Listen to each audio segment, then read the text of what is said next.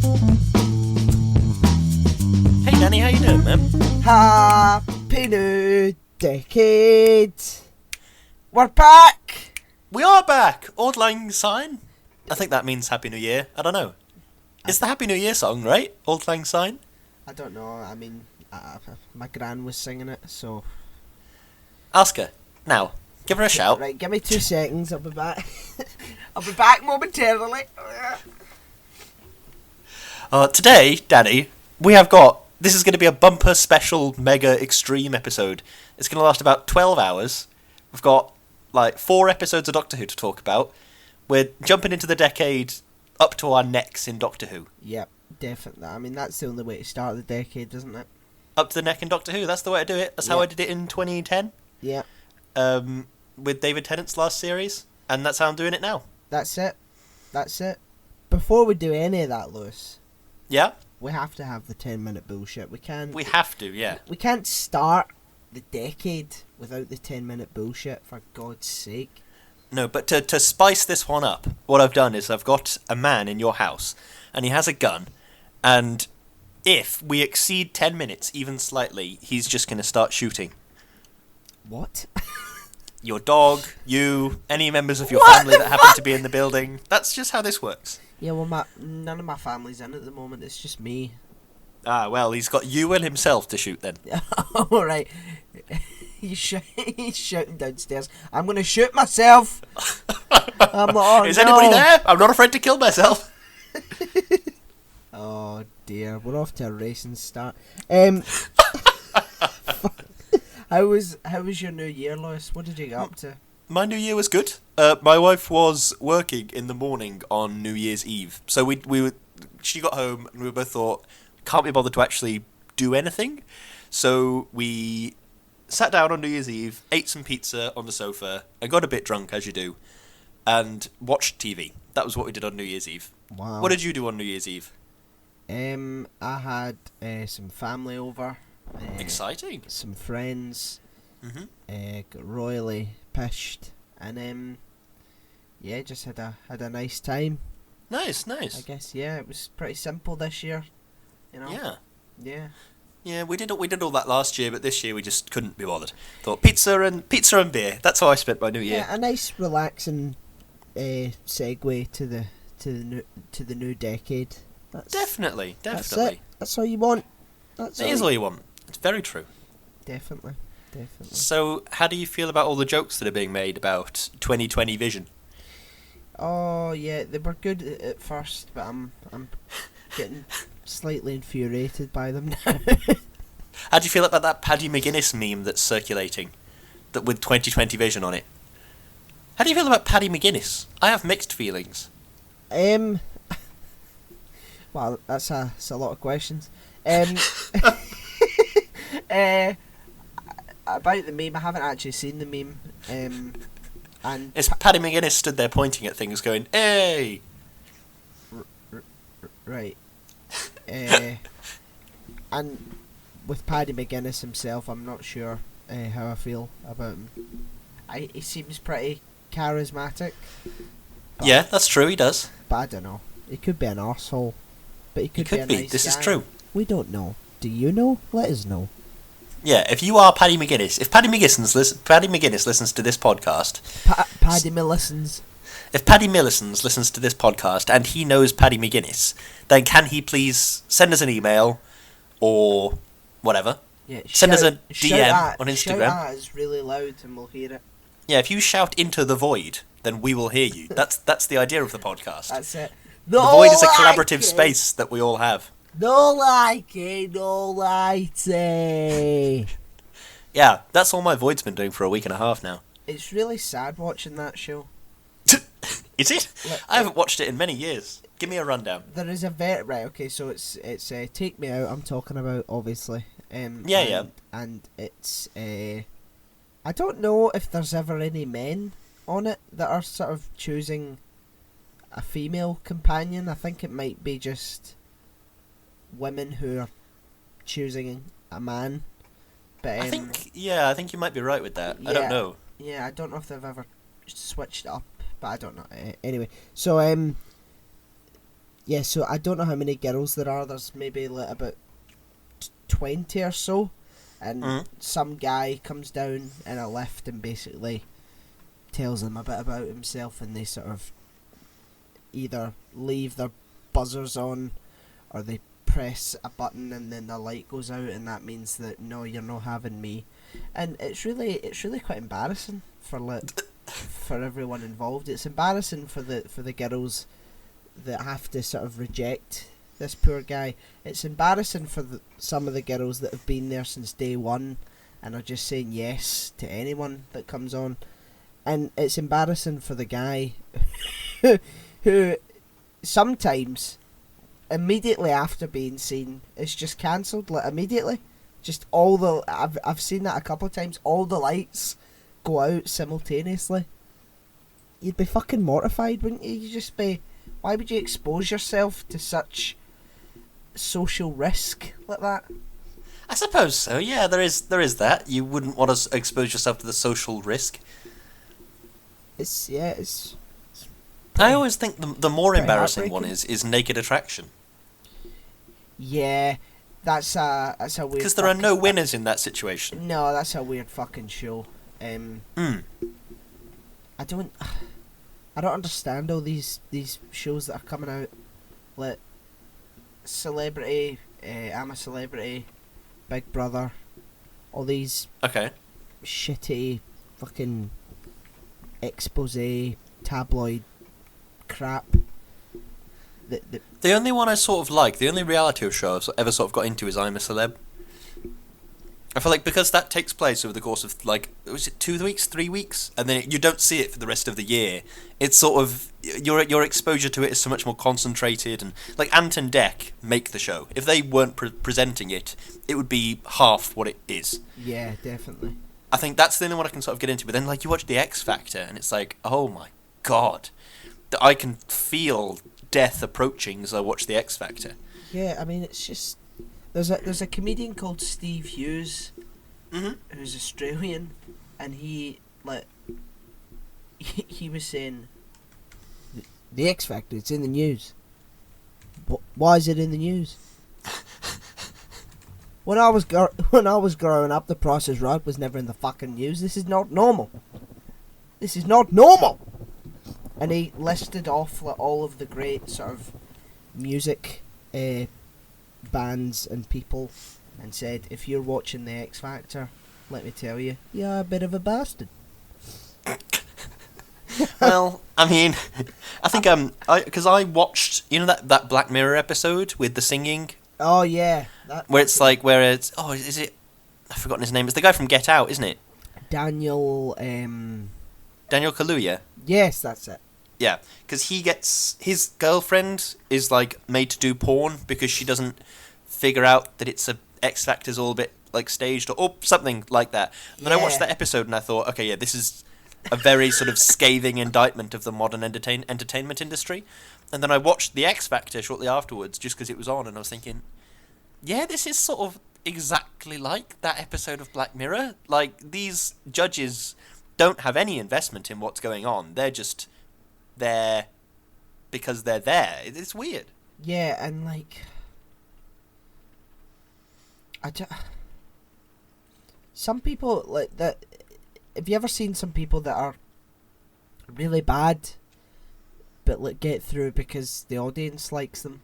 Yeah, Rylan. Yeah. What the fuck? Yeah, that was really weird. And Rylan's now doing like presenting work and Yeah! stuff. Like, he is not a charismatic man. He's just sort of loud and just a bit rude. I mean, yeah. That's what my gran says. My gran's like, I mean, good for him and all that, but he's just a bit loud and a bit rude. That's if that's what's entertaining, then I mean, good on him. So she insults him and then simultaneously compliments him. I bet Rylan Clark somewhere's going, oh yeah, that's nice. That's nice of Grandma Kerr. That's nice of her. Yeah, that's it. I mean, I don't know. I just think there's a reliance on larger than life characters in the media. Yeah, definitely. But you know what the question I'm on the edge of my seat dying to ask is? What? Did you bring the wheel of bullshit with you into the new decade? I did. Fantastic! Fantastic. Right, okay. One day I'm going to edit this out and replace it with actual clicks from Wheel of Fortune or something. Yeah, that would be good, wouldn't it? Okay, let's see what I've got. It would save me fucking doing it. I mean, it would save the wheel doing it. I have a flat Coke. Arguably better than normal Coke. Is it though? To some degree, yes. I think Coke itself is too bubbly. I mean, it is literally just acid. Yeah, it's carbonic acid or carbonic acid. Yeah. It's my problem with Coke is the bubbles are too big. Because you have all the fizzy drinks, like the leading competitors like Coke, Sprite, Fanta, Tango. The bubbles are all quite big. Tango is the least bad offender, but they're all quite big, the bubbles. But then you have something like there's this cider that I quite like called Reveler by Orchard Pig, and the bubbles are very small, and I didn't realise I had an issue with bubble size until I tried this cider. And I was like, it's fizzy, but my mouth doesn't burn. And I realised it's because of the bubble size. So I take issue with Coke because the bubbles are too big. Well, I mean, you heard it here first, folks. Lewis doesn't like bubbles. No, I'm not opposed to bubbles. I'm opposed to bubbles that are slightly too big. My God, what a petty thing to be annoyed at. Chloe! The bubbles are too big! All those memes about when you wake up and it's like my wife hoping to have a normal day. Then I say, today I think I'm going to try and become left-handed. That's Wait, the day what? today for me. Oh yeah, sweetie, the bubbles in this Coke are too big. Oh, what do you want me to do, Lewis? What do you want me to do? Do you want me to leave out for 3 hours? Oh God! But then Coke itself is too sweet anyway. It makes me feel sick. Why are you drinking it then? I'm not. Are But you I'm saying that trying- in a situation where I'm having Coke or somebody else has Coke and I'm like, oh, sorry, I'm just dead thirsty. Can I have it? I'm like, this is way too sweet. It makes me want to vomit. I can just imagine you're like, oh, there's too many bubbles in that. I'll leave it for a couple hours, and then you drink it, and then you spit it out, and you go, it's too fucking sweet. Then I'm pouring the table salt into it desperately. I mean, I don't think it's that sweet. I mean, it used to be a lot sweeter, but they've taken a lot of the sugar out of it. I'm checking that's because of that sugar tax law thing. I think that's exactly what it is. Yep. Well, that would make sense, wouldn't it? Yeah. I don't know. I don't know how I feel about that. I think The that- sugar levy. Yeah, I think that people should be allowed to be as unhealthy as they want. I think, yeah, but it's a weird sliding scale of like, people should be allowed to be as unhealthy as they want, but soft drink companies should be made to be held more accountable, and they should be made to make more of these things public. Like, Yeah. if you reveal to people how much sugar is in, like, that old pre-sugar taxed Coke, they're like, oh my God, is that even possible? Because it's an insane volume of sugar. It really is. And so, like, I don't know what the solution is.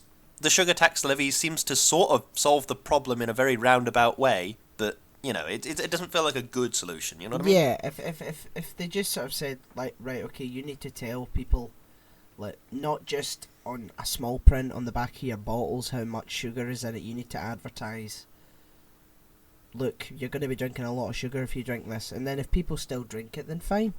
You know, I've got an interesting fact about Coke. Well, I say interesting. Prepare for your nap. Go on, then. It's apparently at the time of release, Diet Coke and Coke Zero were virtually the same thing, but they were made because Diet Coke is something that was marketed towards women, because it was like, oh, ladies, are you going to go on a diet this year? Have Diet Coke and such and such and such. And then Coke Zero is like maximum flavour, zero sugar, and that's the idea of Coke Wow. Zero, and it's like this manly advertising campaign, but they were the same thing in just differently branded bottles. Apparently they're a different thing nowadays. I genuinely can't taste the difference between the different types of Coke. I can't taste the difference between Coke and Pepsi, but like, apparently they are different. Yeah, Now. Coke and Pepsi are different. I can taste the difference between Coke and Pepsi. Supposedly, warm Coke tastes the same as cold Pepsi, because Coke was invented before fridges, so they had to like have it in warm rooms. So, and then Pepsi tried to just match the flavour to that. So yeah. Lewis, the guy downstairs hasn't started shooting yet. What the fuck's going on? What he's done is I think he's shot himself immediately. After- Upon seeing the 10 seconds elapse, he flipped a coin and it landed on heads, so he shot himself. That was what happened immediately. Wow. He weighed up shooting your dog briefly and then thought, nope, I don't want to go full John Wick, and then he shot himself. Yeah, my dog didn't do anything to him. You Yeah, know, yeah. poor Maybe wee- he's... Yeah. Poor wee Holly. We're going to talk about Doctor Who then, Danny. No, I'm going to have a wee rant about my dog. Okay, right, go on. Talk to me about your dog. Right, okay, so what she does is she comes up onto the couch, right? Mm. And she'll sit there, and then all you'll hear is a wee like that, and she'll get surprised, and she'll look down to her arse, and she's like, what the fuck was that? And then once she gives it a sniff, she'll leave. So Nice. she drops a bomb, and just sort of leaves you to fucking wade in it, just like, oh my god. It's like eggs, Lewis. I'm sure it is. Well, that is sort of the nature of farts sometimes. Yeah, the really bad ones, the ones that are cursed by Satan. Oh, I've got an interesting story about Satan. Very Oh, go on, quickly. tell me an interesting story about Satan. So I've got a statue of him in my room, Naturally. and his hands are lit out held, and my mum has this little nativity scene downstairs. Downstairs, and there's a little sort of figurine of baby Jesus, and Mhm. one day I brought down Satan, and I took baby Jesus and put him into the arms of Satan, and my mum who walked by like got the biggest like fright of her life. She was like, "Oh my god, what is that?" And there goes the Catholic audience. Oh god! And last year his head fell off. What, Jesus? Yeah, and my dad was gonna glue his head on backwards. Like some sort of exorcist. Yeah, but it was a good Christmas. Good. I'm glad to hear it. Right, okay, that's me. Okay, well then, today we're talking about lots of different Doctor Who episodes because there's been a Doctor Who New Year's special and the second episode of that, which is like a part 2, so we're going to talk about that at the same time. We've got one of my classic episodes of Doctor Who, and we've got one of Danny's classic episodes of Doctor Who, Yeah. and we've decided we're going to go chronologically, starting with, now that we don't need a wheel for this because the wheel is time, Yep. starting with The Power of the Daleks, which is Danny's episode, and it's from the 70s? Yes. It's Second Doctor. So, ages and ages ago. We don't even fucking know.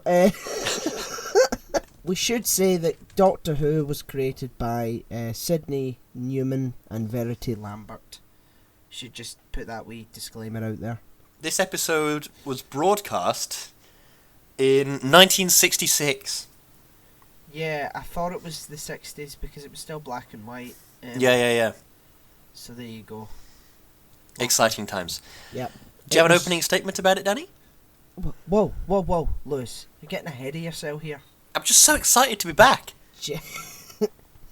It was written by David Whittaker. Uh-huh. And it's starring Patrick Troughton, Peter Hawkins, who's the voice of the Daleks. Jesus Christ, my handwriting is fucking awful. Is that Annie? Anne Schwill?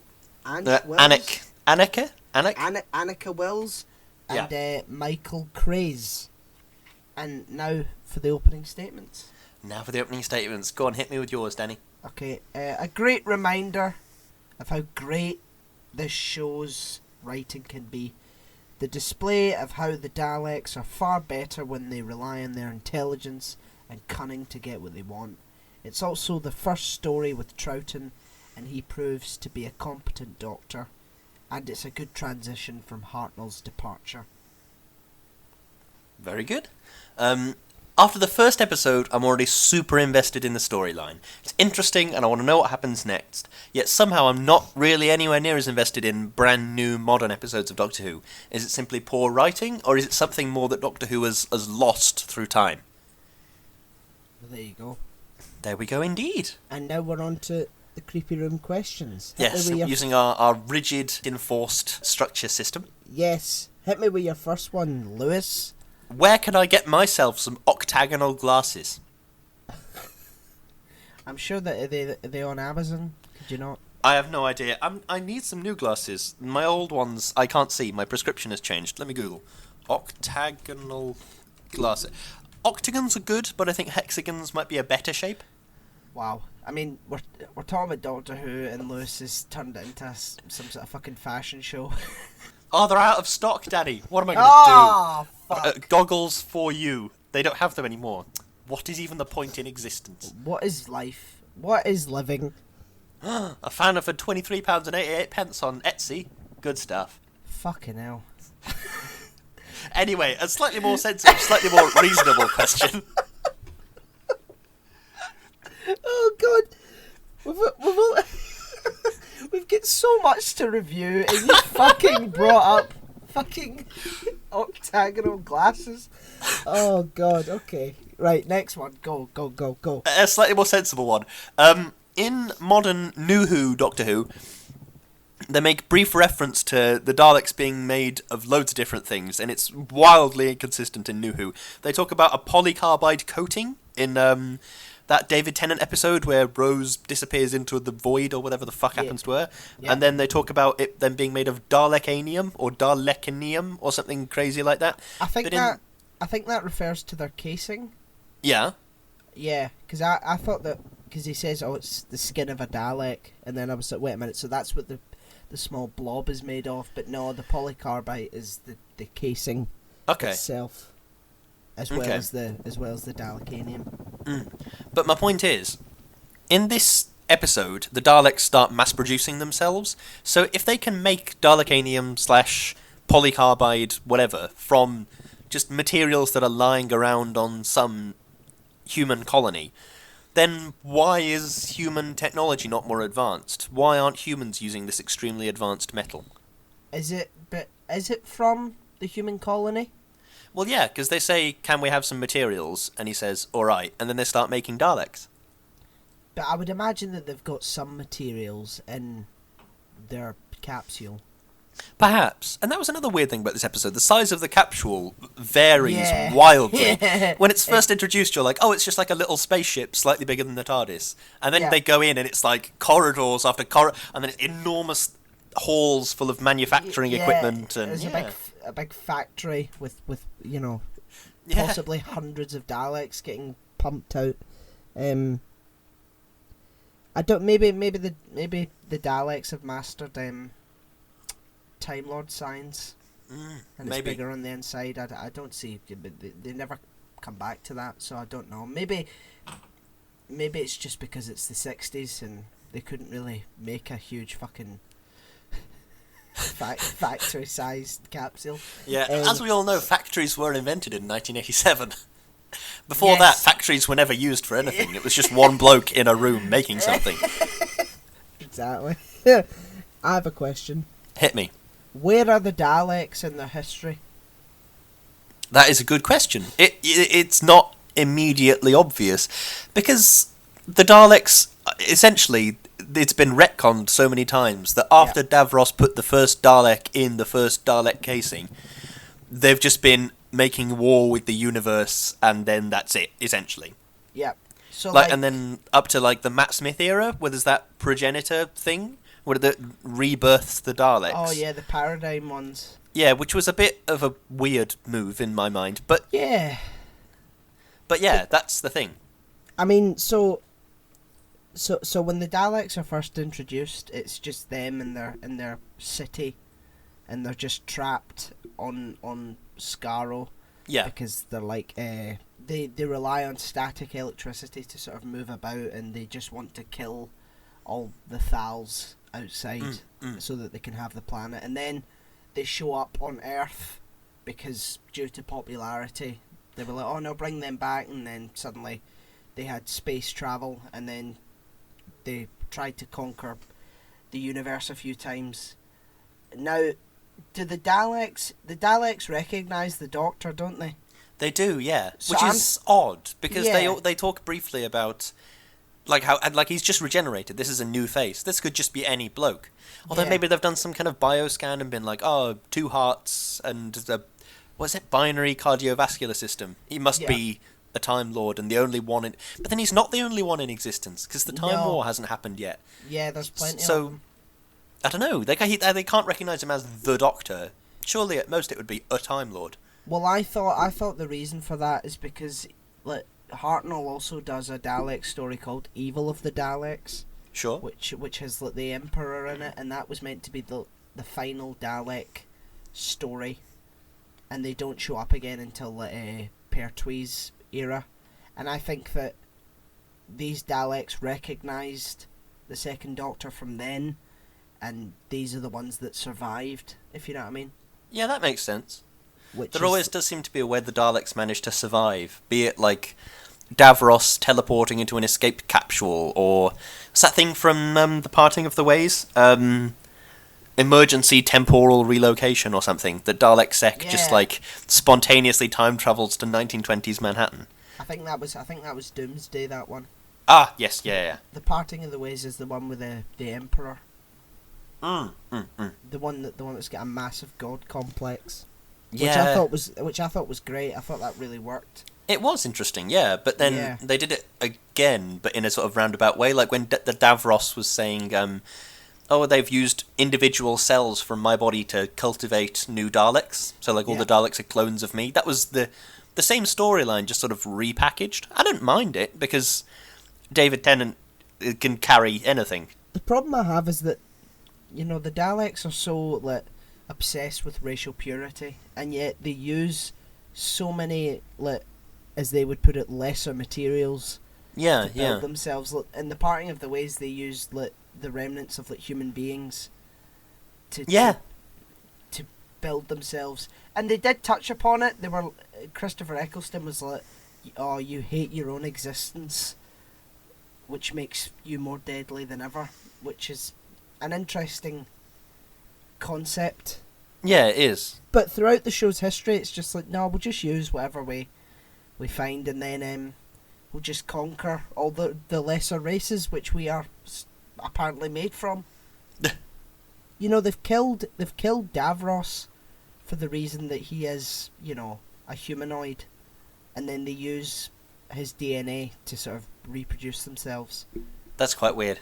which is pretty fucking hypocritical. I suppose if it's you ask me. just a bit inconsistent in that sense. Like, I suppose it's a legacy of different writers doing different things. Yeah. I would love to see the Daleks win, if you know what I mean. Like, Yeah. Just where it's them and only them left in the universe, and then when they find out that some Daleks have got a few DNA points off of complete purity, no doubt a civil war will break out, Yeah, definitely. and they'll fight themselves to extinction. But then past that, in that Progenitor episode, when those new Daleks came out, they said, "We are pure Dalek, you are nothing." And that Dalek was like, "Kill me then, exterminate me then. I understand."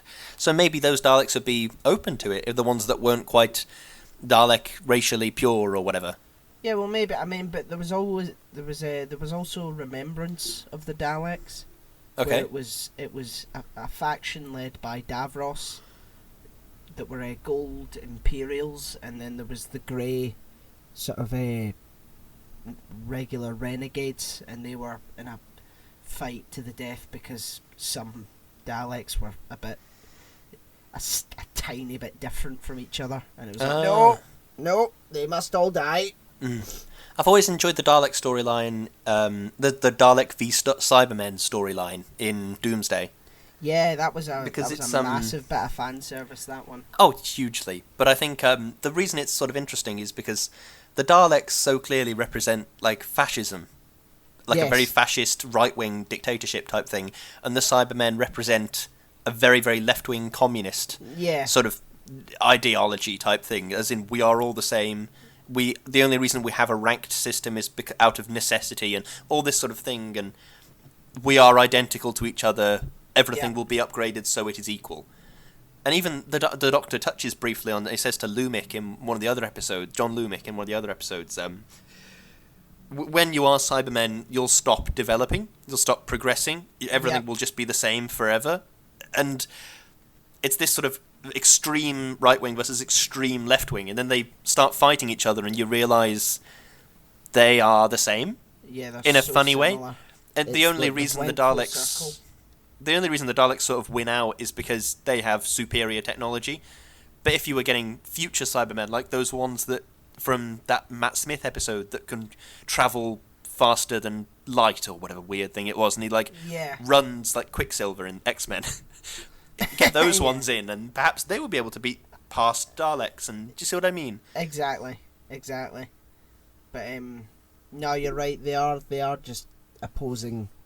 But I mean, you go far enough round the political spectrum, and you'll get to the same point, if you know what I mean. Oh yeah. Everything just becomes the same. I mean, Hitler was extreme far right, and he had concentration camps, and Stalin was extreme far left, and he had concentration camps. You know what I mean? It's or gulags, as they were called.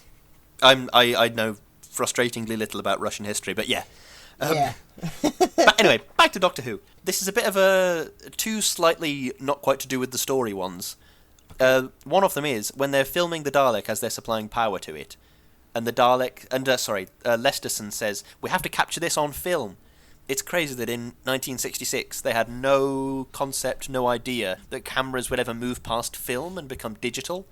Yeah. Or we have to capture this as footage. We have to capture this on space crystal or whatever. They didn't consider it at all. It's a nice little thing that I just didn't even think about. And this is a miniature rant, but I absolutely hate Cockney rhyming slang. It fills my veins with rage, and it makes me want to vomit up my internal organs. At one point, is it Ben? Ben says to the Doctor, such as me old China. And then the Doctor goes, "Oh yes, I think I went to China. I met Marco Polo there." And Ben goes, No, China on plate, mate, friend, you know what it is. No, that's a ridiculous system. It doesn't make any sense. There are more syllables in the replacement word than there are in the original word. It's not even an efficient system of slang. It's just confusing, needlessly self-serving, and I hate it. I hate it so much. It oh my god! Boils my blood. I can't imagine being Chloe sitting watching Doctor Who with you, and then you're like, "What the fuck is that? What is that? There are too many syllables. Fuck off." But then even things like apple and pears to replace stairs. There are more syllables in apples and pears than there are in stairs, which is monosyllabic. Oh! Jesus Christ, that was like a David Mitchell rant, wasn't it? That was... It was. These are the things like a David Mitchell rant about, is Cockney rhyming slang. Very minute inconsistencies in Dalek history. There was an episode of Would I Lie to You where Lee is taking the piss out of David for being posh, and Jimmy Carr is like, "Where are the pheasants? There's no bloody pheasants. I don't understand. We'll never catch the fox at this rate." And David just absolutely loses it. He's like, what are you talking about? Pheasants? Dogs? Fox? I mean, what sort of a menagerie do you imagine I would be imagining? Yeah, I'm in my castle with 10 different sorts of vaguely posh animal, all fighting each other, then I kill a servant and have sex with the wall. That's your... That's how I feel about Cockney rhyming slang. Have you... Right. We have both spent time in London. We have both met Londoners. Have you ever heard anybody actually use Cockney rhyming slang in real life? I don't even think it exists. I think it just exists for the use of EastEnders and the odd episode of Doctor Who. I don't think it actually exists. I haven't even heard it in EastEnders. I think it might have just been a 60s thing. Maybe, but that makes it even fucking worse, because that means it is a manufactured thing that has been retconned into the collaborative human psyche of what we think of London. Oh yeah, Pearly King and Queen and Cockney rhyming slang. What? No!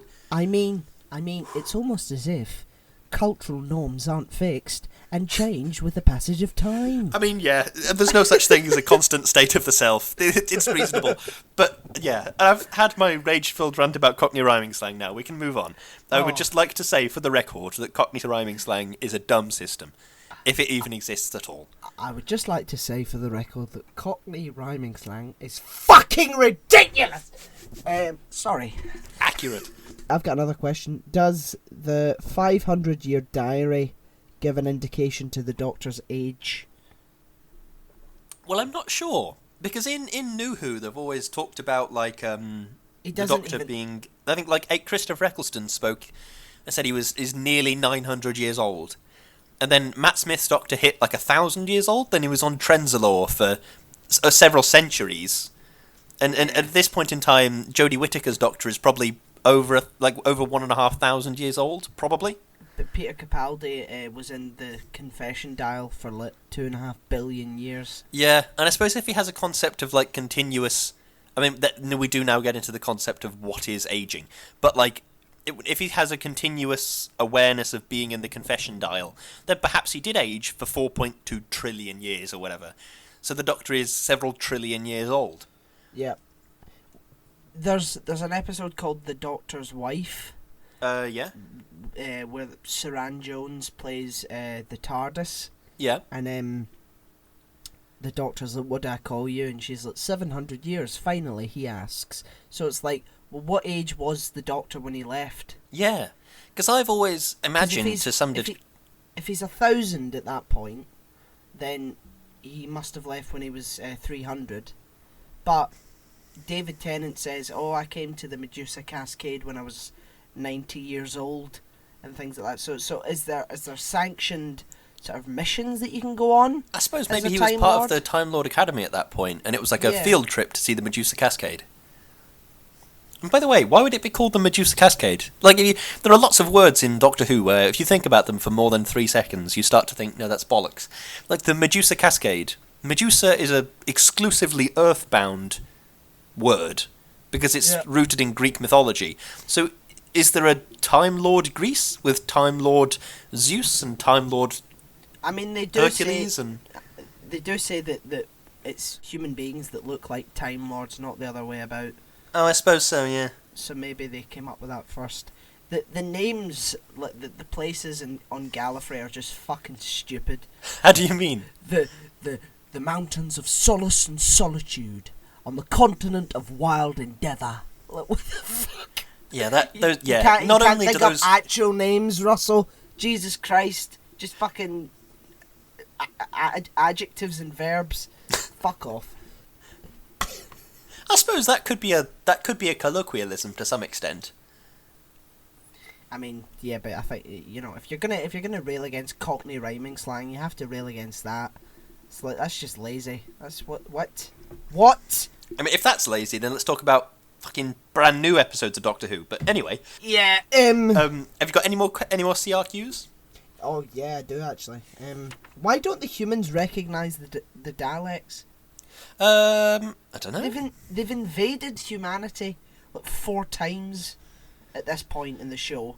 Why is that the subsequent response every fucking time we see them on Earth throughout the entire show's history? How many times have they invaded? I suppose it's just because the entire function of having a human companion there is so the aliens can go, yes, we need to destroy Terra Sol 3, and then the companion goes, that's Earth! They're talking about Earth! Doctor, they're going to destroy the Earth! That's the entire sort of function of the companion being there. Yeah. But so I mean, like, that's just a sort of narrative necessity for Rose Tyler to not recognise the Daleks. I'm like, what is it? This weird... What is it? I mean... But even in the newest episode with the Daleks in it, Resolution... Yeah. Like, nobody fucking knows what it is, like, apart from the Doctor. It's like, no, they took your planet halfway across the universe, and there was planets in the sky. They came down, they killed a lot of fucking people, and there was that time where they came out a capsule in the sky and flew across and just started shooting at random people down below. They invaded Earth in the year 2050, I think. they've just done it like so many times, and so many times off screen that we've never fucking seen. And it's just like, oh, what the fuck are they? What are they up there? Oh my god, look at that! Ah, I'm dead. I suppose what you get into is how many human beings have actually seen a Dalek in the flesh, and how many human beings know they're called Daleks. Like if a companion said, are these those robots that attacked London way back when, then maybe that'd make sense. Yeah. But if they said, oh, these are Daleks, yes, I know this immediately and without doubt, I'd also be questioning that. Yeah, it's maybe it's almost as if Doctor Who isn't meant to be taken seriously. It's almost as though you're not supposed to apply as much thought as I do. I've got 2 more questions. Okay, let's quick fire. Let's do them. Yep. Are the blank eye stalks scarier? Are the what? Are the blank eye stalks scarier? Oh, I don't know. I always thought it was freaky when the new ones had actual gooey physical eyes in the eye stalks. I hated those. Fair enough. And why do human beings kill human beings? Well, in the words of another famous robot, it is in your nature to destroy yourselves. Well, there you go. There we go. It's pretty pathetic that the Daleks, these Daleks specifically, don't kill themselves and can work towards a common aim, and we're just fucking squabbling, killing ourselves. Oh yeah, it's super dumb. Yeah.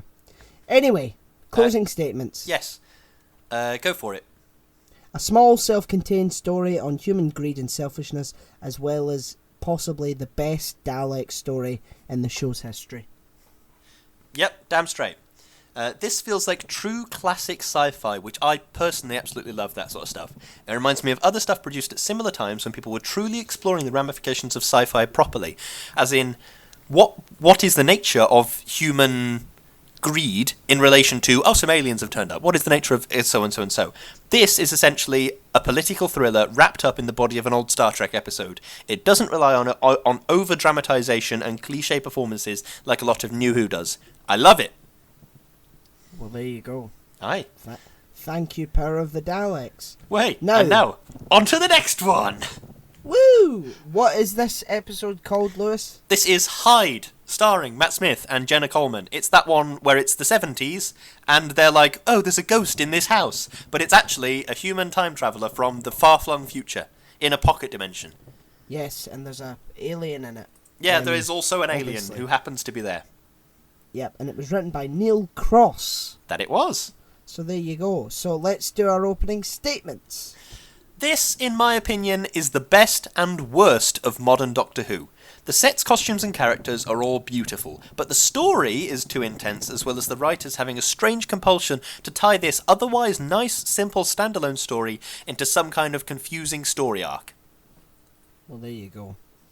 An unsettling and Doctor Who-ish take on the classic ghost stories, an overall fun story with competent acting and some existential crises, which is surprising in a good way. Yep, I agree. I think it is a fun, self-contained story. I like when Doctor Who does self-contained stories. I think when they up the campiness and they over-egg the... But Doctor, they're talking about Earth! When they over-egg that sort of stuff, that's sort of what makes Doctor Who, for me, in a strange way. And that is what's really good about this. When they're going to explore the house, and Jenna Coleman says, dare me to explore the house with you, and they're like having fun and sort of messing about to some degree. Yeah. That's a redeeming quality of this sort of type of Doctor Who. Definitely but I think, for me, some of the issue with it is that it's quite silly. They overdo the campiness in some parts, and it becomes silly. Yeah. Like, I understand now. You're in love. Oh, hello, you old Romeo, and all this sort of stuff. And yeah, they do overdo it. That's one of my first questions. Did you like the love subversion at the end? I think I would. I like the idea, but I think I would have been more invested in it if they'd have even taken half a second to explain to me that there is a monster in the manor house as well as one in the pocket dimension. Yeah. Because I even after the end of the episode, I didn't really understand that was the case. I was thinking, oh, so I guess there was two of them, maybe? Yeah, the monster, the crooked man is just meant to be this thing that has a partner that he's trying to get back to. Yeah. And yet he tries to kill the Doctor a good couple of times. Yeah. So you can't get us all hyped up and say, oh, it's a terrifying monster who's trying to kill him, and then say, no, it was just love. He was in love.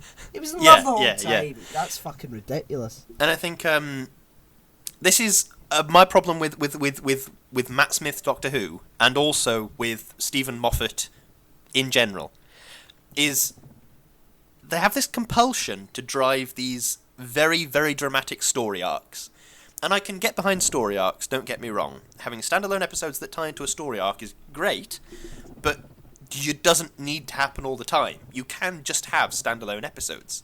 Like in Matt Smith's first series, where they were talking about, oh, it's the crack in the fabric of reality, and then in every single episode they found a way to crowbar that in. It's like, yeah, great, have an overarching story, but it doesn't need to be in all 13, 15 episodes, or however many there are in a series of Doctor Who. It doesn't need to be in every single episode. You can have it in half of those, and have slight nods to it in other episodes, or have slight suggestions, and then stuff like the name of the Doctor. Ooh, what's the Doctor's name? Your time is coming, Doctor. You're gonna die soon. Yeah. What? That doesn't like in the Victorian episode where they went back in time to Sweetville. Yeah. And they talk to the Doctor briefly, and I think it might even be Jenny that right at the end of the episode, completely out of nowhere, she says, "You got to watch out for her, Doctor, but she died. She's not real." And it's like, well, yeah, we know that, but we just had a fun, self-contained adventure, and for some reason, now you're bringing this up. Now, at the end of with less than a minute remaining, you're bringing this up. And they do that in this. Right at the end. Yeah, who is she? The psychic empath lady is like, who is she, Doctor? Is she real? You have to worry about the Doctor. He's a very dark man. And then that's never addressed ever again. It's really weird. Really weird. Moffat has this really fucking annoying tendency to give these really mysterious names to his characters. Yeah. You know, like Raggedy Man, or the Impossible Girl, or you know, the whole the hybrid. You know, just these fucking massive. Yeah, and the hybrid was never really dealt with in the end. The hybrid was so fucking stupid. I've watched that series several times, and I still don't really understand what the hybrid thing was about. But yeah, it was. Was he the hybrid? I can't remember. I don't think even Stephen Moffat knows. Stephen Moffat sat in London, wherever he is, writing the next series of Dracula and going, oh yeah, the hybrid, I understand that. And then his internal voices, no, I don't get it, I never understood it, I just wrote it because I thought it sounded cool. Yeah, the problem is that he has these excellent concepts that he just cowers his way out of. Yeah. You know, like Heaven Sent, where the Doctor's trapped in the confession dial and does all that. Absolutely brilliant. Gallifrey. Yeah. That was fantastic. It was. It really showed Peter Capaldi's ability. It was a really clever idea. It was true sci-fi in a roundabout way. Yep. And then Hellbent, the next episode. Yep. Clara's back. She didn't die. She's been retrieved for some fucking reason, which sort of just takes the emotional depth out of the episode. Yeah, and then the Doctor actually shoots somebody with a gun, which at the time I didn't really consider, but then somebody pointed it out to me and I thought, yeah, that is very out of character for the Doctor to actually shoot and kill somebody with a gun. Yeah, I know that Clara's great and everything, but is she really worth that? Like, really? Yeah, Was he that attached to her? Like he knows that so many people around him die, right? Like, he was in love with Rose Tyler, and she died. Yeah, and he shed a tear for her, and Peter Capaldi just sort of looked solemn as Clara died, and then. I understand that they're different people in a weird way, in that like Peter Capaldi is less of a crying Doctor, more of an angry Doctor, but like I don't know, it just felt weird for Peter Capaldi's Doctor to suddenly go against everything and just whip out a gun and shoot somebody. Yeah, that was I didn't know about that one. And then Clara fucking flies away in a TARDIS. Yeah, and I never liked Clara very much. She was good with Matt Smith. I didn't like her with Peter Capaldi. and then her flying away on her own. Weird. Why can she operate a TARDIS? Why does she know that? I don't know. I'm not into it. I have to disagree with you. I liked her relationship with Capaldi in season 8. That sort of friendship that they had, I really liked that. That's true, actually. Yeah, I liked the whole, what's that Bootstrap Paradox episode? Under the Lake and Before the Flood. Yeah, I liked that. That was good. I liked that she had to deal with the fact that he's no longer a young man that you can flirt with.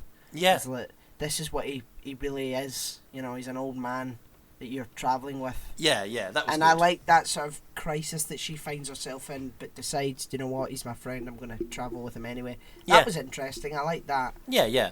But just Moffat has this really annoying tendency to just fucking write himself into a corner and then go, ha-ha! I'm never there. X-Machina my way out of it, yeah. Yeah. Oh, Clara's dead, it's so sad, but ha-ha-ha! Yeah. She's not! And she's now got a TARDIS with a fucking... What's her name? Ashilda, or Me. Is that her name? Me. Oh, yeah, I didn't like that. What? I didn't like that. I didn't like that, her flying away in the TARDIS at the end. But I also didn't like the, I didn't like Ashilda, the Maisie Williams character. We're going to have to decide on a name for her to call her at some point. But I didn't like her very much. No. I didn't like who she was. Yeah, I think that was just Game of Thrones hype. I think that's what that was. Yeah. She was cast for the sole reason that Game of Thrones is doing well, so we better. I thought she was going to be like a Time Lord or something like that when they announced her, which would have been way more interesting. It would have been if they'd have brought back Rana or just somebody from Gallifrey. Yeah, definitely. Even if it was just a cameo or something. Yeah, exactly. I've got another question. Yep. Is ignorance like Carlisle? I've never been to Carlisle. Do you remember that? Did you remember that line? I did, yeah. When they said that, I was like, what? Where is Carlisle? Is that a Scottish place? I don't know if it's in Scotland, but it's right at the border. Okay. And, I'm just thinking, fucking poor people in Carlisle who are getting insulted by fucking Doctor Who. I just thought that was a weird. Just thought that was a weird line to put in. Ignorance is bliss, or you could have said that, or no, it has to be a specific town in rural England. Yeah, Fuck me. Yeah. I have a question. I think there's a lot of questions to be asked about the thing that they throw away very briefly of, she's one of the time travel pioneers. Humans develop time travel and then they pioneer it. There's a lot of questions to be asked about that. Like, why would humans decide to time travel? Why don't we see that more often in the show? That's a very explorable concept. Is the time travel thing public, like NASA, or is it private, like SpaceX? Yeah. Is it just a scientific discovery that they decide to do something with? Is this woman accepting her own death by being the first person to ever travel back in time? Do you know what I mean? There's a lot of questions to be asked. Did they still send back other time travelers after she just never returned? I always thought that it was a sort of exclusive thing that the Time Lords had and were in control of. Yeah, which would make sense, right? Yeah, and the Daleks get it. You know, they develop it for a little bit. But I thought that it was they are the guardians of time. So I thought that they would have sort of cordoned off time travel for quite a few people. Yeah. Which I think is good in a way. Yeah, and it's a sort of intergalactic or interuniversal police where time travel is very fucking dangerous. You better not use it, especially not human beings who are so flawed, you know. and it makes sense because the Daleks would probably be smart enough to create it themselves. Yeah, and or even if they weren't smart enough to create it themselves, you could see that. Stole it. Yeah, exactly. Some kind of Dalek sleeper agent has stolen it from Gallifrey. Yeah. Yeah, which is fine, but that's another thing. New Who has this. I'll go back to tendencies, but they have tendencies to just write these fantastic sort of bits of continuity that never get fucking explored ever. Do you remember the Waters of Mars? Yeah. With Adelaide Brooke, who's like, oh yeah, it's your granddaughter that starts space exploration. No, she doesn't. according to the canon, no, she fucking does. That doesn't mention Satellite 5 or fucking the Great Human Empire. Oh yeah, the fourth Ood great and bountiful things. human empire. Yeah, Yeah. what? None of that. It's just, and that's the same season. It's the same fucking season. Yeah. And it's like, no, it all starts with you. It's a fixed point. That fixed point thing it's great, but I liked it when David Tennant was saying things like, I have a theory that there are fixed points in time. Some things have to happen, some things can happen. That's great, as if it's a theory. But if you say, no, it's a fact of the universe, that as soon as you say those words, you will find some kind of contradiction in some place. Yep, and if you break a fixed point, then the universe just disintegrates. Which he's broken them before, and it never happens. But then that begs the question of like a famous historical event.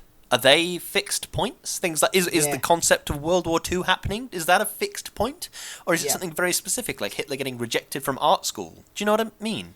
Yeah, I mean it's another reason that Moffat has written himself into a box. Yeah. These ideas seem really cool, but then when you think about them for more than 2 seconds, so many questions just pop up, and it's like, well, wait a minute, what about that? This is why I sort of take a bit of issue with Stephen Moffat. I understand he has done some good stuff, and he does have potential to do good stuff when he's not trying to create some bizarre, enormous universe. Yeah, he's very good at dialogue. He is good at dialogue, I suppose. His dialogue is fantastic, I have to give him that. Mm. What do you think the Crooked Man is? I don't know, but that is an interesting question, because he is the only one of those aliens that we ever see. Yeah. I mean, well, apart from his wife. Yeah. It's such a creepy design, isn't it? It's so scary. And why would it be humanoid? Why would it have a humanoid head? Yeah. Unless its existence was entirely just to scare people.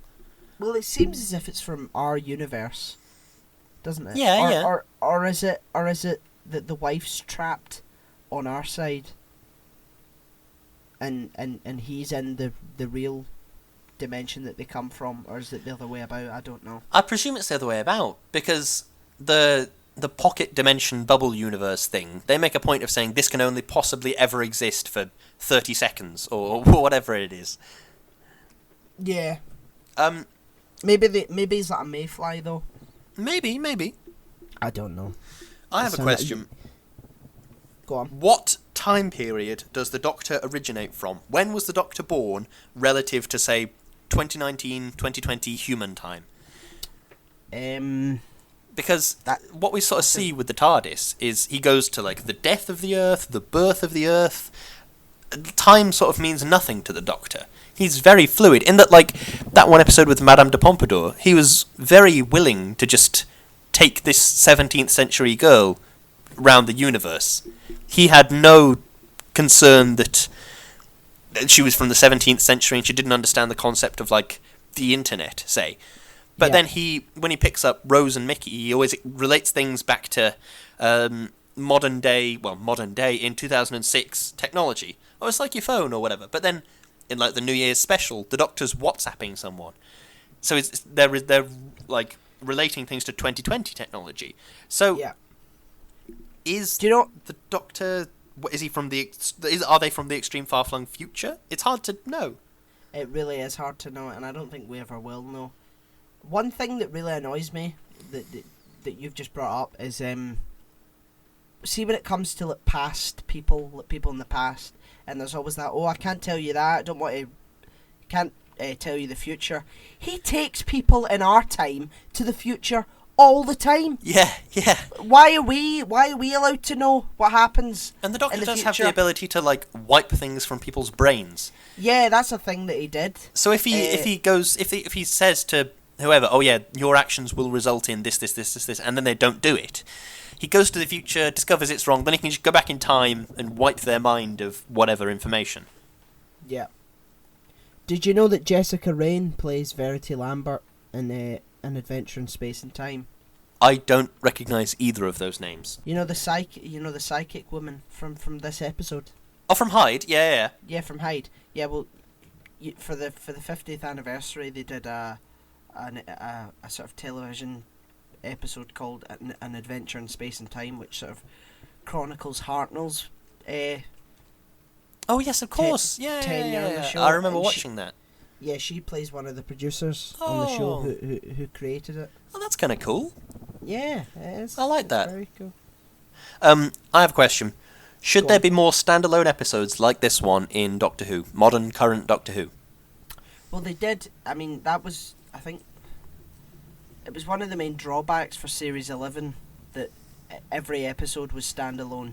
Like every single one was standalone. I think. Don't quote me on that. I don't want to get that wrong. But most of them were standalone, and it's good and it isn't. I think it should be a mixed bag, because if it's just standalone, it's hard to sort of care, if you know what I mean. Yeah, you need a couple of like two-parters or an overarching theme, but then it's a balancing act between doing it like that and then having that Matt Smith, there's a crack in the universe, and having it crowbarred into every single episode. Yeah, exactly. Speaking of which, how much do you miss Matt Smith? Not at all. Oh, I miss him. Yeah? I really miss him. I thought I didn't like him. I didn't like him at first, but then I was like, just the way he moves, he's so like nimble and so like just clever and silly. I just think that's perfectly the Doctor. I think I did like how Matt Smith sort of changed as the Doctor. When he first came in, he was very childish, very, very different compared to David Tennant's Doctor, I mean. But then, towards the end of his tenure, we started to get slightly more dark, and he started to have... I liked that slightly more dark edge to that fun-loving, happy Doctor.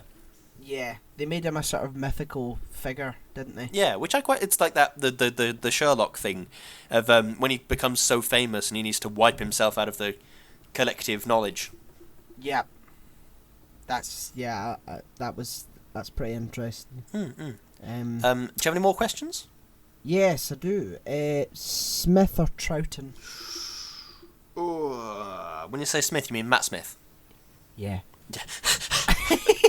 I'm not sure. This is the only old Who I've ever actually seen. Really? Yeah, it is. I've seen bits and bobs through the years, God. but I do like Troughton here. He's a good Doctor. He's an interesting Doctor. But I think I probably prefer Smith. Wow. I've got to say Troughton for me. Yeah. Last question. What did you think of Clara's existential crisis? Really,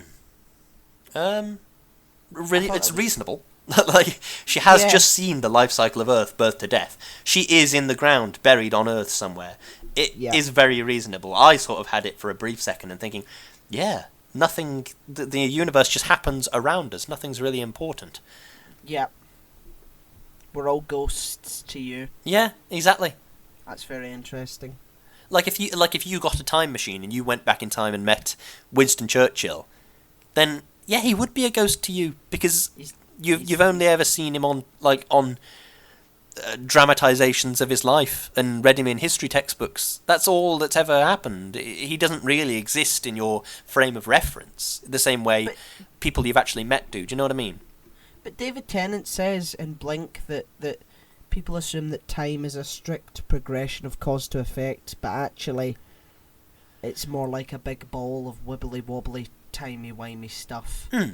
So maybe it's not like, oh, that guy's dead. Maybe that person is alive, but they're just living in loops, if you know what I mean. Perhaps. All of time is happening all the time.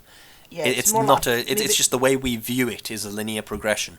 Yes, exactly. And maybe the Time Lords are sort of outside, just sort of looking at it. But then I suppose that makes sense when you start to consider. But I mean, at least metaphorically, that makes sense in that if you start looking at, if you have time travel, you stop viewing time as a linear cause and effect type situation. Yeah. It starts being a thing that happens around you. Events happen and you're there for them. That is all that is. Yeah.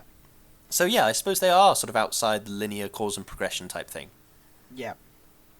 I wish they'd explore that more in Doctor Who. Look, Rick and Morty do it really well. Like with the interdimensional stuff. Look, Rick is so desensitized to violence and just because he's seen his family die about 1,000,000 times, and so he's just so numb to the idea of comfort or family. If they had a doctor like that, that would be amazing. Just this doctor who's so weary of travelling, who's just broken.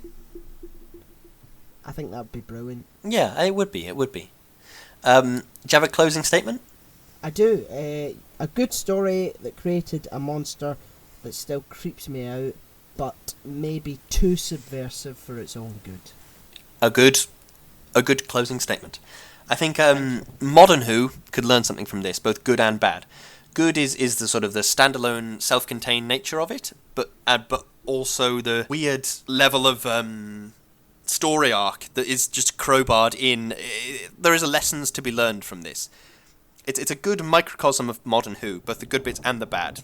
The good bits being that it's very pretty and it's very clever, and the bad bits being maybe it's too clever and it's not substantive enough.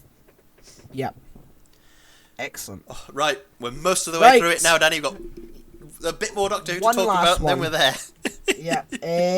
This is Spyfall Part 1 and 2, written by Chris Chibnall, directed by Jamie Magnus Stone, and starring Jodie Whittaker, Tosin Cole, Bradley Walsh, Mandip Gill, Stephen Fry, Lenny Henry, and Sacha Dhawan. Yes, and we should say spoilers for this if you haven't seen it. Yes. It has come out recently. Part 2 came out yesterday as we're recording it. Spoilers. Right, do you have some opening statements about these? I do. A not so subtle commentary on big tech and how invasive it is. Also, an interesting new plot about Gallifrey and how its founding fathers are hiding a dreaded secret. Very intrigued. Very intrigued indeed. I think I've got two different opening statements because it's part 1 and part 2. I thought it's very pretty, the cinematography is very good, and the bloke that plays the Master, whose name I have already forgotten, is really giving it some. This for in the first one, but I think Sacha Dhawan. That's the one. But I think those are the only things that first episode has going for it. That the cinematography is good, and Sacha Dhawan is proper having a go. The second one is much better paced than the first one. The first one I thought felt rushed. The second one I thought felt well paced. Interesting things happen, although I think the second episode could have done with more explaining. Like, it's very quickly sort of thrown away at the end. The ex machinas of, oh yeah, the Doctor welded these plates onto the plane before it ever flew in the air, and the Master has a TARDIS and he is alive, and also Gallifrey was bombed by the Master. These things are all thrown away in the last 3 or 4 minutes, which is a strange way to do it, I think. Yeah, I mean,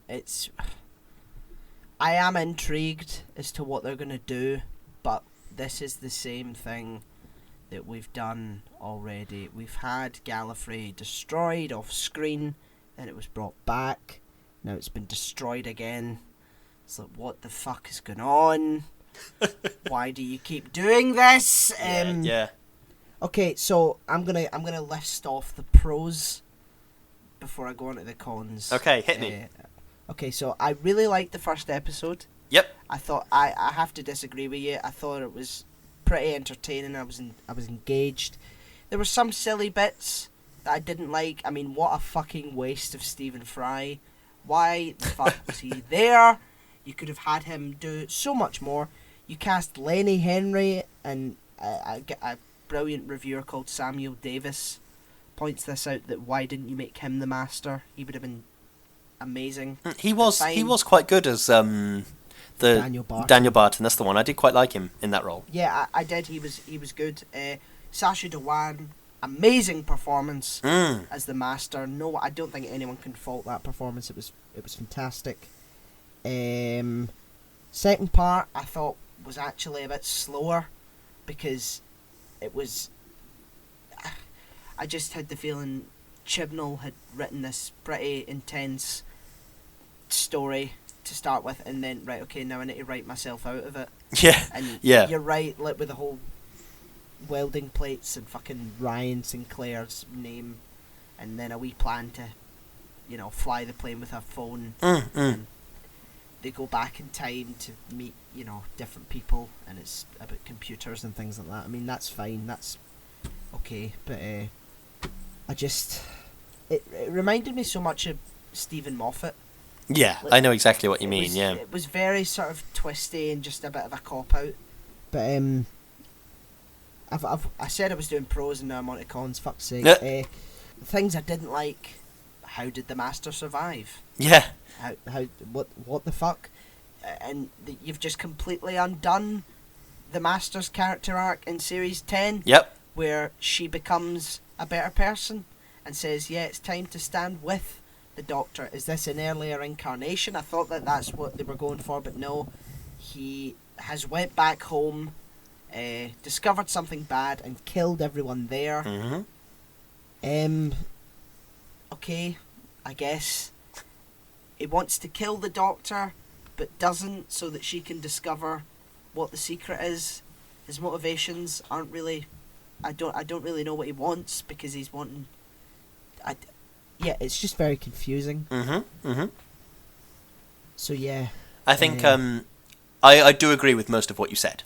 In that, I think on the pros front, it is very entertaining. You're right. The first episode was very entertaining, but when I'm watching it and trying to figure out, okay, what's actually going on, and it felt like it was moving at a breakneck pace, like especially when they turned up at the party at Nathaniel Barton's house, and that entire sequence from them in the office sort of spying on him and then they going to the party, it all felt really quick. And yeah. I can understand you have a lot of things to cover in not a lot of time, really, so it does need to move quickly. And don't get me wrong, I'm not against fast pacing, but there were bits that felt quite rushed to me, I think. Yeah, I thought so as well. I think it was absolutely stunningly beautiful. The cinematography was really gorgeous. In that vineyard, in the TARDIS, it was all gorgeous. That's the one thing that I can't fault about Series 11. The cinematography was fantastic. Definitely. For the entire series, it was and for these 2 episodes, fantastic. Gallifrey Burnt, I think that looked amazing. It did look good, this is true. Yeah. I think a couple of bits there were several very, very small things that I didn't like. Like when the Doctor had the TARDIS up on the forklifty thing, canonically the TARDIS is really heavy. That's a thing in the canon. So that was just a very quick, brief joke that they just threw away without considering it for a second. Like when David Tennant pressed the key and it went boop, boop, like a car.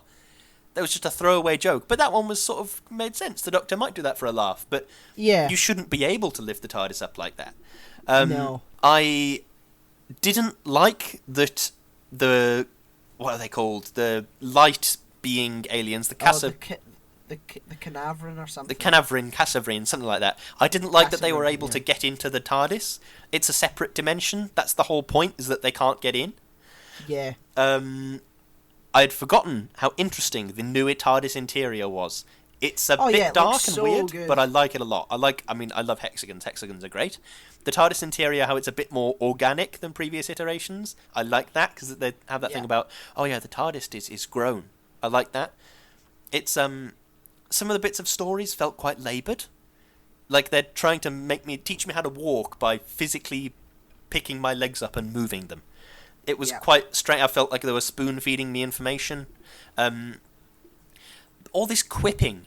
It's a trend nowadays, is a really aggressive levels of quipping.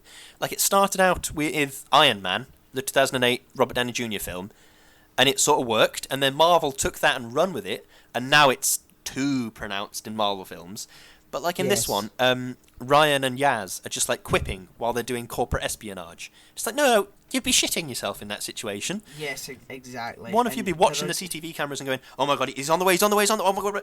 They just don't care. They are not invested at all in what's happening. Yeah, I can't care about them dying if they don't care. Yes, exactly. You know?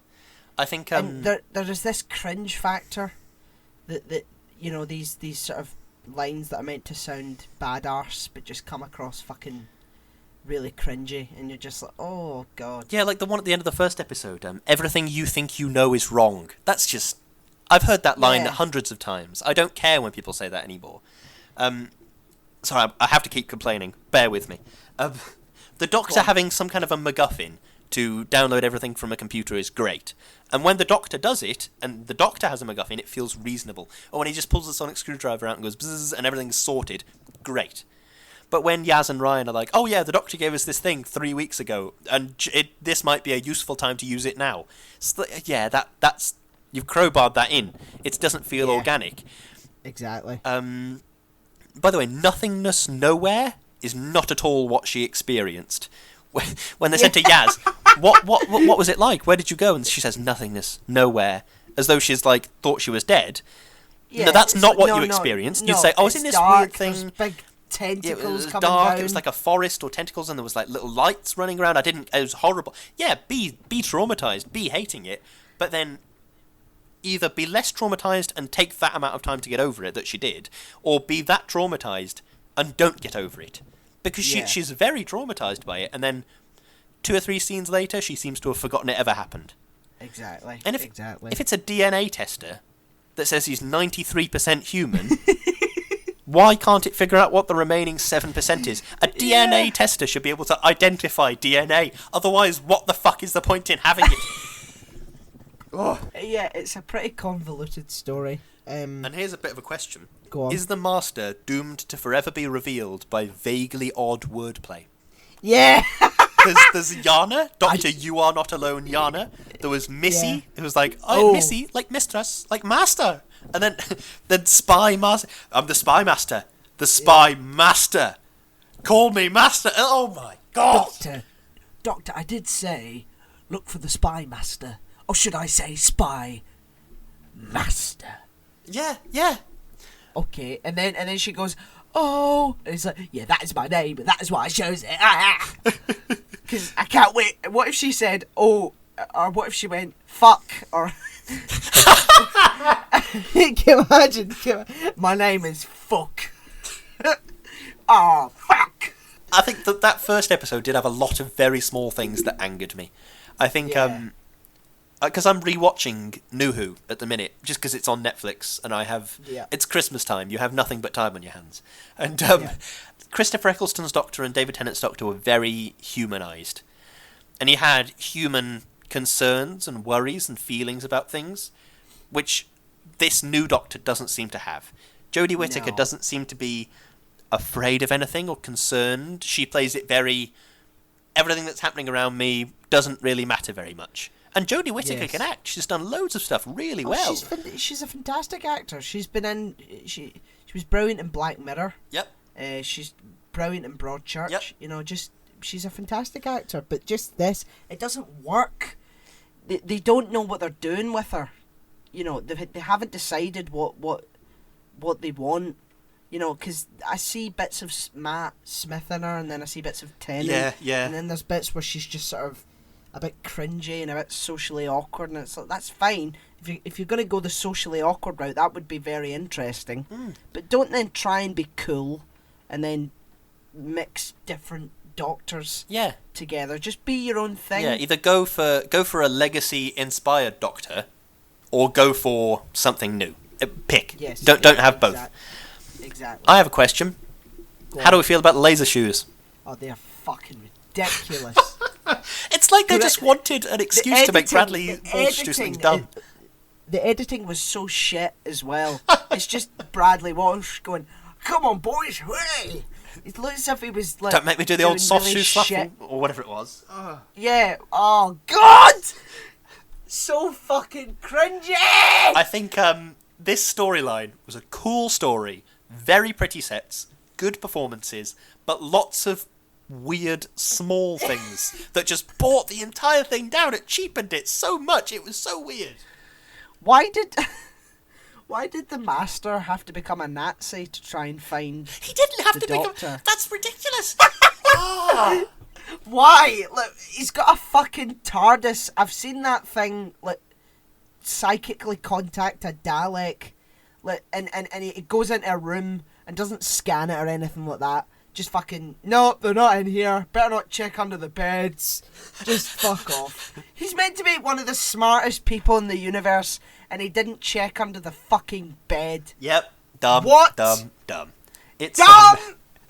By the way, there's another little piece of throwaway dialogue that I didn't like, was that that thing Lenny Henry said, humans are the perfect hard drives. Our DNA can store so much information. I don't know if this is just me, but I feel like I am definitely not a perfect hard drive. I forget so much stuff all the time. That is such a dumb throwaway line. It's like, oh, we need to quickly write a cool, dumb supervillain speech for Lenny Henry. Humans are good hard drives. But what? I forget so much stuff all the time. It brings me rage. This is I think this is probably the most pertinent question. Mm-hmm. Who is the timeless child?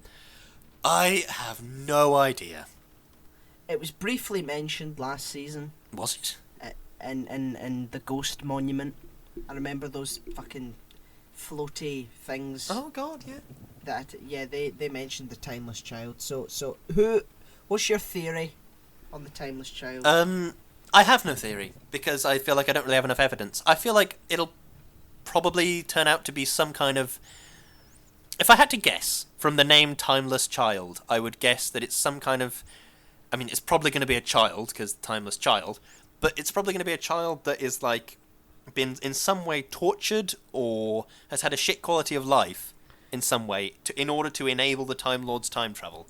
Like, they've stolen the time from this child's soul in order to enable regeneration or something like that. But they'll say, no, we just generated the science for that with our scientists in these buildings. As opposed to, we're torturing a child to enable us all to regenerate. I think it's going to be something like that. Yeah. Well, top theories on the forums is that it might be Jenny, the Doctor's daughter. Oh God, yeah. Yeah, or it might be a character called Ace. I am vaguely aware of Ace. Yeah. Yeah, she was the seventh Doctor's companion, or it might be Susan Foreman, the Doctor's granddaughter. Yeah. So I think those are the three. That's what most people guessed when it was mentioned the first time, but now it seems like it's like built on the lie of the timeless child. It sounds more sort of conspiracy orientated. And I do love a conspiracy theory. That's good. I like a conspiracy theory. And I think that a conspiracy theory plot could do very well, because it would end up being sort of a 60s political thriller type film in the vessel of Doctor Who. And that could be great. It certainly could be. I quite like this Doctor and this companions, so it could be great. We're not going to find out. We're not going to find out until at the end. No, we're not. Of the season. So, I mean... But by the way... Don't worry. We'll be there for it. We'll review all them. Indeed we will. We are doing a Whispering into the Void for every new episode of Doctor Who. That's it. Exciting times. So, very, very much so. By the way, this is a dumb throwaway that annoyed me as well. The Master briefly alluded to the fact that he lived through the 20th century. The Doctor abandoned him in Nazi Germany, and then left him there, and then he enters that hangar at the end of the episode, says, "You have no idea what I've had to go through in 70 years of Europe, or 70 years of Earth." What? He didn't go and find his... He lived through the Second World War, and then lived through... He lived through that? East and West Germany and all that stuff. Is that what he was... That's what he was saying. Yes, he lived through it. And he said, oh yes, the places I've escaped from and all this. Yeah, I mean, he's a genius manipulator, but good grief. So I feel like the Doctor was very cruel to the Master in this episode, making him live through that thing, which is an eternity in Time Lord time. But also, at the end of the episode, when she banishes the Master to the Casavrin realm, that's a really deeply horrific punishment, considering that he's theoretically immortal. You've sentenced him to eternity in a place where he will never be able to get out from, and he's essentially in solitary confinement. Yeah, but let's be real, he's going to fucking escape. Yeah, of course he is, and we're never going to figure out how. Yeah, and we're going to see him again. Missy's not mentioned. Just fuck that. Yeah, fuck that to death. I really liked Missy. I really liked Michelle Gomez's performance. Her and Jodie on screen together. That would have been brilliant. It really would have been. That could have been great. Not that Sacha Dhawan is a bad Master. He's a great Master. Oh yeah, I think he's great. But I just don't know. It's not even a fucking mention of her. Not even a explanation. It just pisses me off. It really does. I think What happened to Daniel Barton?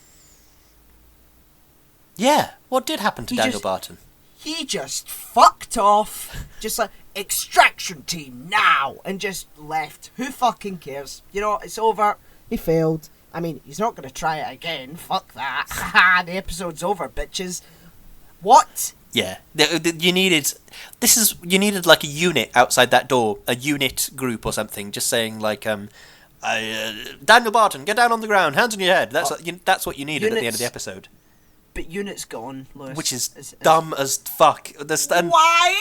In that part 1 episode where they said, "Oh yeah, but the Unit, MI6, that's not ours. You should get in contact with Unit or Torchwood." And the Doctor goes, "But they've both been disbanded." It's like, well, what? How ridiculous is that?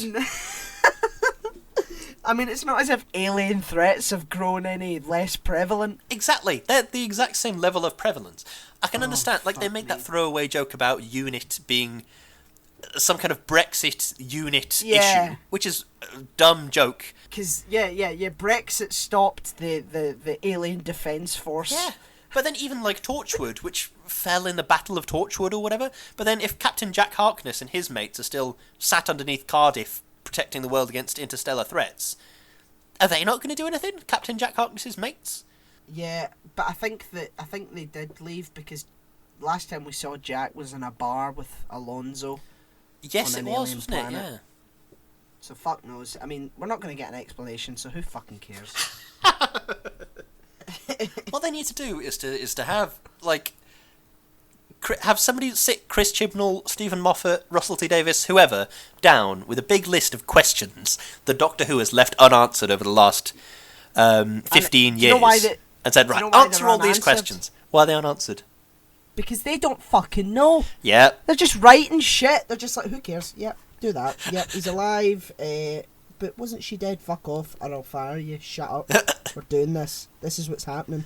I don't care. But Moffat just brought back Gallifrey. I don't give a fuck, mate. It's gone. It's gone now. There you go. Done. Signed off. Done. Season 12. Here we go. Yeah, exactly. I think, right, don't get me wrong. I very much enjoyed this story. I thought it was a good story. It was an interesting critique. Well, it wasn't interesting. It was a very heavy-handed critique of, like, Facebook and Apple and whatever. And I really enjoyed the Master. That guy is doing so much more acting than everybody else on screen. Yes. He's really going for it in amongst some relatively lackluster performances, which I am very here for. He's brilliant. So am I. But this feels like it's tending back to maybe becoming good again. That, like, yeah, it's feeling a bit more like Doctor Who. Yeah, it is. Which is good. It is. Towards the end of the Stephen Moffat era, it did feel a bit like, right, we've decorated the corridor slightly differently this week. Let's just all run down it again.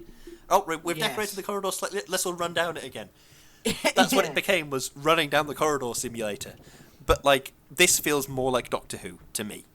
It's integrated with modern Britain and England, which is sort of the nature of Doctor Who, is that it's to do with modern day Britain. Yeah. And then it's also set in after. It does feel more like it's tending back towards a good, proper Doctor Who. Yeah. Excellent. In spite of the fact I've just spent like half an hour ranting about all the very small shit things in this episode.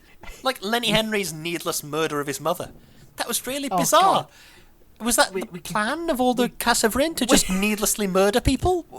Didn't they want to be in that world? So wouldn't they try and take over the... Shouldn't we see Lenny Henry's mum be possessed? Oh, it doesn't make sense! Lewis, we could go on all day about how contrived it is. We could. I think we should just give our closing statements and just hope that the next season isn't going to be shit. Oh, crikey. Okay, closing statement. Hit it. A lot of new questions that are very intriguing in the least. I'd love to know where they're going with it, and very good performance from Sacha Dhawan.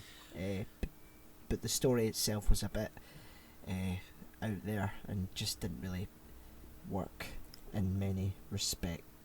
I agree. My closing statement is essentially the same. Sacha Dhawan absolutely killed it as the Master.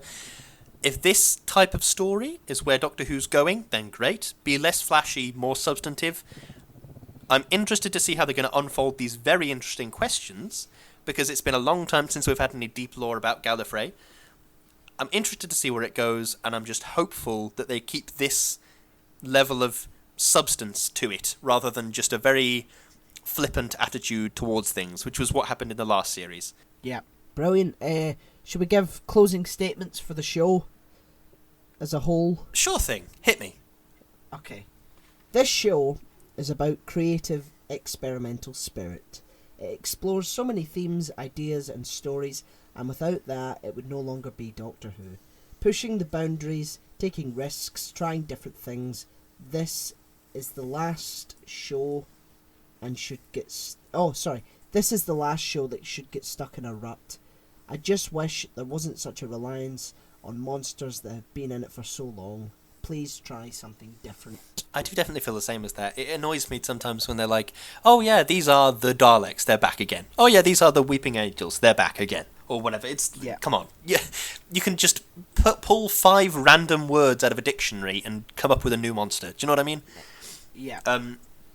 I feel the same. But I think for Doctor Who, for me it's about a perfect sort of intersection between classic sci-fi, things like very old Arthur C. Clarke sci-fi, where it's like, let's explore the ramifications of this scientific discovery on modern-day humans, or on future humans, which is what you see in very, very old Doctor Who, like The Power of the Daleks, and between very fanciful, almost fantasy Lord of the Rings level belief in things, like the parting of the ways, and that they have to believe about, oh well, the Gallifrey and the TARDIS, and it's meant to be piloted by 6 people, and you start to explain Doctor Who to somebody, and very quickly you realise how much of it is made up. Yes. For me, I think Doctor Who is about, they tell you all of that, but you don't realise it. You know it's all made up, but you only realise that it's made up when you stop and pause. When you watch it and you're thinking, yeah, I believe this completely. It's ridiculous, but I believe it. Yeah. That's what Doctor Who's about for me. Creative experimentation, you're right, and also pushing the boundaries of modern sci-fi. Because, like, Doctor Who, David Tennant era, I mean, this is no longer my closing statement, this is just me having a rant, but David Tennant era Doctor Who was very sort of pushing the boundaries a bit. Like, loads of people were big into Doctor Who then. I remember my nan and granddad watching Doctor Who, probably just because I enjoyed it, but, like, because it was entertaining as drama, as well as being entertaining as a niche cult classic sci-fi show. Indeed. I think that's what I like. That's what I think about the Doctor Who needs to be, is that good as drama as a priority, like that Pixar thing. Story comes first. Yes, it was so popular when David Tennant nearly regenerated, like that. Like, the entire nation was watching it when it was the Daleks and Davros and David Tennant get shot. Yeah. And that was the peak of Doctor Who.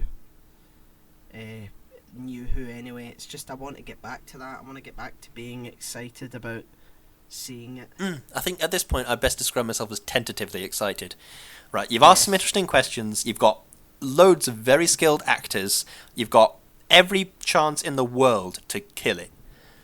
Please do. Yeah. Please do kill it.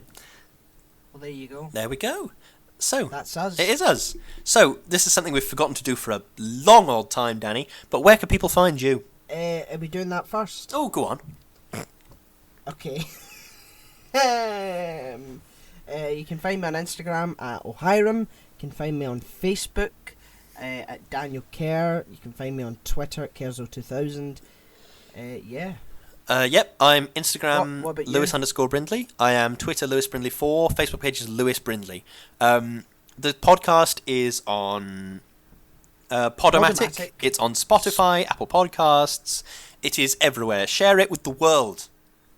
Yes. Your mum, your dad, your dog, your brother, your sister, everybody. Share it with the world. It's a good podcast, and we have so much joy from making it. It would mean the world if we got it out just that little bit further. Yes. And it's also got its own YouTube channel where we're archiving old episodes for you so that you can listen to them anytime you like. Anytime at all. What are we doing next week, Lewis? Next week, we are doing the brand new drama series, which is called Dracula. Dilly! Indeed. I really like vampires. Vampires are super cool. This drama was sort of made for me. I like vampires. I like period drama. I like Dracula. This was made for me. Definitely. It's a dead good one. It's on BBC iPlayer right now. Go and check it out. Yeah. And that's us. That's us. I think. Happy 2020. Happy 2020. Here's to fucking loads of podcasts. Loads of podcasts. Hey! Millions of them. Hey! 100 years. Shouting into the void. 100 years. This is not the time or place. No, it's not. Thank you very much for listening, everybody. Please share this podcast. Thank you so much. Mwah! Mwah! The kiss.